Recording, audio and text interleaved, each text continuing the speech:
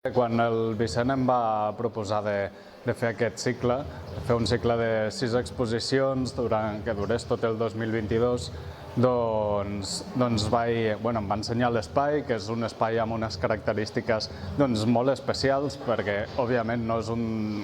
un espai pensat per exposar-hi, i llavors vaig pensar que era una manera, que seria un lloc més o menys idoni per parlar justament sobre com utilitzem els llocs i com aquests ens representen com a societat o com a individus també, o com els percebem,